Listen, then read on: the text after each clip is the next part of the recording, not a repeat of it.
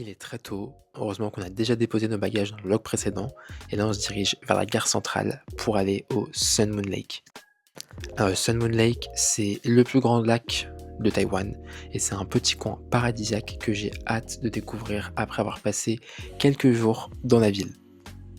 Pour l'anecdote, on l'a appelé le Sun Moon Lake parce que la partie est ressemblerait au soleil et la partie ouest à la lune. Pour s'y rendre, il y a quelques petits changements. Il faut d'abord aller à la gare centrale, choper le train à grande vitesse HSR qui te ramène jusqu'à Taichung. Et à Taichung, tu prends un bus de quasiment 2 heures qui te dépose sur les rives du lac. Inévitable passage chez 7-Eleven pour prendre un petit déj. D'ailleurs, je me posais la question à ce moment-là si je pouvais manger dans le train, sachant qu'il est interdit de manger dans les transports en commun à Taïwan. Et oui, on peut manger dans le train. Donc on prend le petit déj, on va manger dans le train et c'est parti pour notre petit trajet de 3 heures.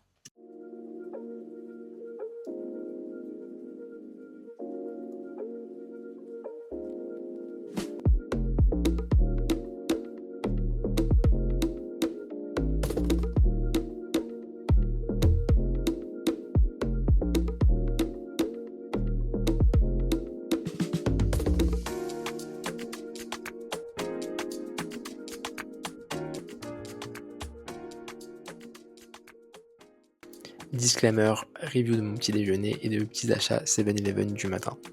Alors déjà on va commencer par ma petite brique. Yankee que je suis, s'il vous plaît, le packaging brique, moi ça m'appelle direct. Genre vraiment tu vois une brique comme ça, t'as envie de boire le contenu, t'as envie de la porter, t'as envie de la tenir quoi. Donc moi j'avais chopé une petite brique au lait, goût brown sugar, et c'était délicieux.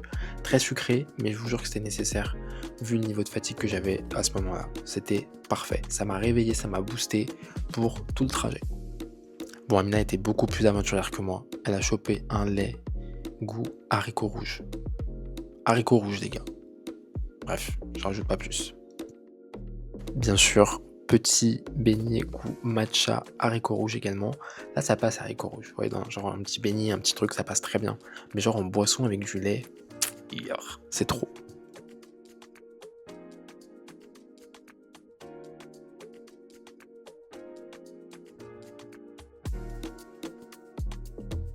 Pour ce voyage, on n'avait rien acheté en amont, du coup on n'avait rien préparé.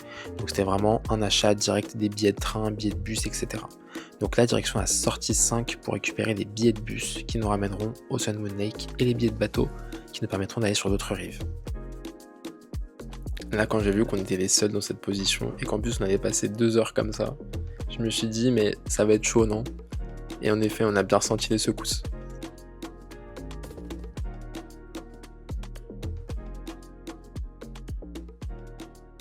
Mais on a pu récupérer une place entre temps suite à un arrêt intermédiaire.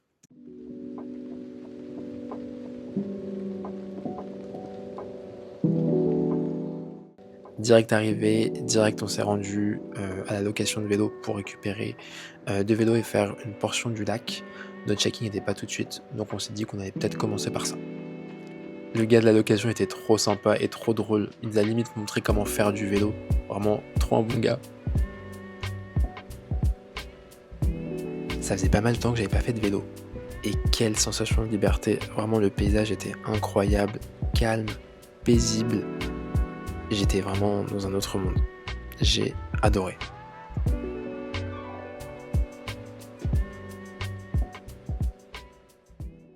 Premier stop, le Wenwu Temple. De base, on avait 2 temples sur les rives du Sun Moon Lake. Les deux ont été détruits à cause de la montée des eaux suite à un barrage construit par l'administration coloniale japonaise en 1938. On a alors construit un seul temple à l'endroit actuel du Wenwu Temple. Mais le temple que l'on connaît aujourd'hui a en réalité été reconstruit en 1969 par l'administration chinoise.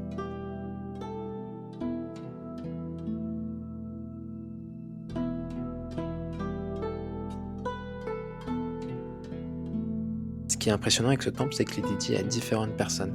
Donc à Confucius, à des dieux de la guerre, mais aussi à un dieu de la littérature.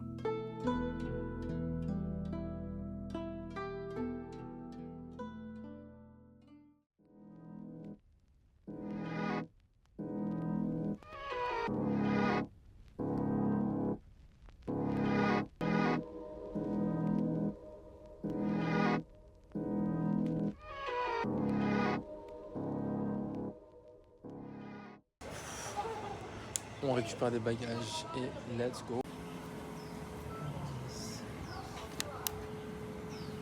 Next step, le village d'Itatao où on va séjourner une nuit. Pour la petite histoire, le village d'Itatao est le territoire du peuple Tao qui s'y serait installé à l'époque en ayant tenté de chasser un cerf blanc. Ce cerf blanc, pour se libérer, leur aurait présenté le lac riche en poissons, et pour le remercier, le peuple Tao aurait érigé une statue en marbre à son effigie.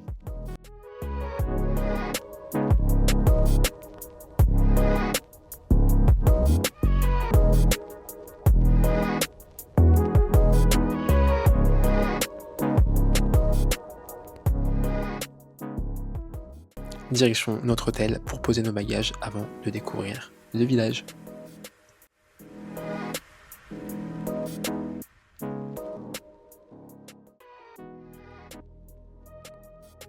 Il est l'heure de se restaurer et on a pris des petites brochettes véganes à base de tofu avec du chou par-dessus et des herbes et un petit peu de sauce piquante. Le mariage entre le chou, la sauce piquante et le tofu qui était un peu grillé était délicieux, vraiment banger. J'ai trop kiffé ce petit plat. Bon, c'était un truc très rapide pour se restaurer, mais ça fait vraiment l'affaire. Après ça, vu qu'il n'y avait pas trop de trucs très végé, vegan ou même pas de poisson, ce qui m'a quand même étonné, on s'est orienté vers Family Mart pour prendre des onigiri et des patates douces parce qu'ils font des patates douces au Family Mart de Taïwan et ça c'est incroyable. Ensuite, petit dessert, et je vous jure qu'en vrai on a trop bien mangé autour du Sun Moon Lake. Petit dessert pour se prendre une glace goût matcha qui était délicieuse les gars, elle était incroyablement bonne. Petite dinguerie dans 5, 4, 3, 2, 1. T'as filmé ça? Je peux pas manger avec ma main gauche. Allez, vas-y. C'est bon? Nice. Après ça, petite marche digestive pour prendre le cable car et voir les hauteurs du lac.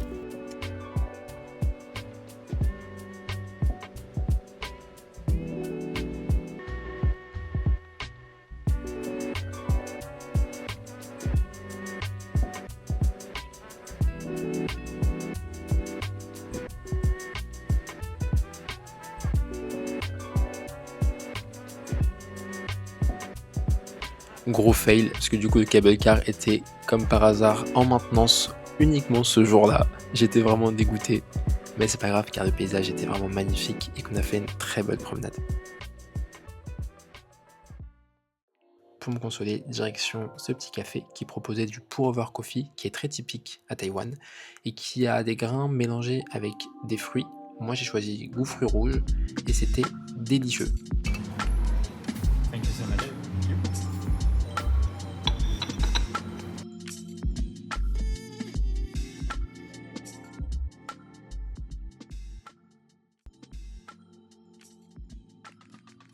Après cette longue journée, direction l'hôtel pour récupérer notre chambre. Déjà sur Booking, j'avais trop kiffé l'hôtel, mais là de le voir en vrai, c'était impressionnant. Vraiment un chalet full bois de cyprès, avec un calme et un côté si chaleureux, c'est tout ce qu'il me fallait après avoir passé toute cette journée en déplacement.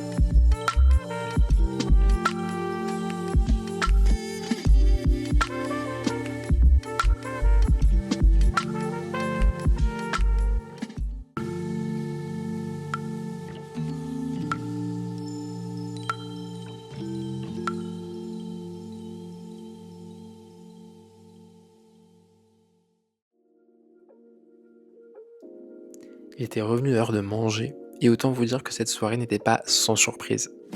Alors je vous ai dit tout à l'heure qu'il était compliqué de trouver du végétarien ici, et même de trouver du poisson tout simplement. On a donc trouvé ce restaurant qui proposait des options végé. Donc déjà, ça c'est assiette de légumes, c'était trop marrant. Assiette de tofu, je n'en parle même pas. Mais ça, les bouchées aux crevettes, j'étais trop heureux. Et bah détrompez-vous, je croque dedans et en fait il y avait du porc. Bon, j'étais un petit peu deg, mais j'aurais dû m'en douter, donc c'est ma faute. Pour calmer cette mésaventure, si je puis dire, quoi de mieux qu'un bubble tea, surtout quand on est à Taïwan.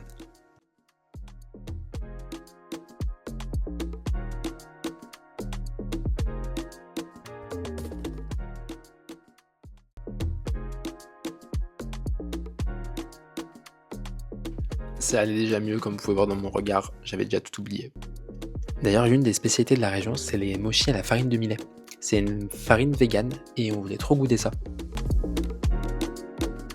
On a donc trouvé un petit stand qui faisait de la dégustation et c'était tellement bon qu'on a décidé de lui en prendre un paquet.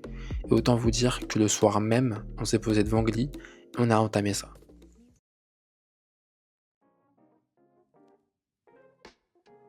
Jour numéro 2 et on commence par bien sûr le petit déjeuner de l'hôtel. Les gars, si je vous dis à quel point ce déjeuner était incroyable, je pense que c'est l'un des meilleurs déjeuners buffets que j'ai fait à l'étranger. Pourquoi c'est un des meilleurs? Encore une fois, je vais revenir dessus, mais il y avait tellement d'options végé et vegan, c'était impressionnant. Genre c'était délicieux. En plus des trucs marinés vraiment avec les traditions taïwanaises, etc. Vraiment des plats traditionnels. Donc j'étais trop content. Non mais regardez-moi ça, regardez-moi la variété des choses qui sont proposées. Des mochis, des bao, des fruits, du riz, des nouilles. Il y avait même moyen de se faire ces ramen le matin là. Non mais incroyable, vraiment incroyable.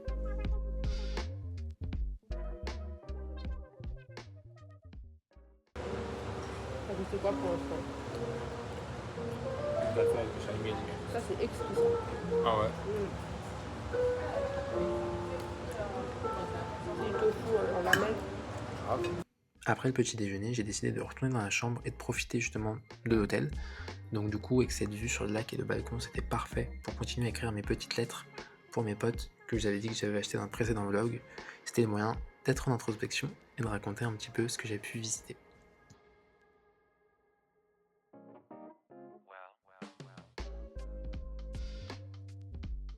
L'heure du retour avait sonné, on reprend le bateau pour retourner sur la rive principale, direction la prochaine étape.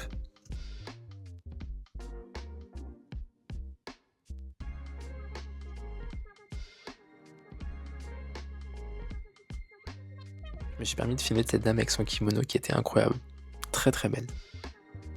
La nature, le lac, les montagnes, c'était extrêmement ressourçant et ça m'a fait beaucoup de bien.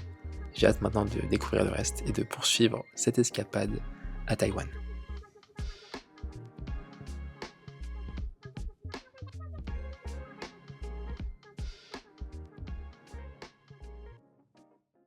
Sur le retour, on avait la possibilité de prendre soit le bus qu'on avait eu à l'aller, soit cette petite voiture en comité restreint pour le même prix. On a sauté dessus, on l'a prise, et en plus, la playlist du chauffeur, c'était année 2000, c'était vraiment fire.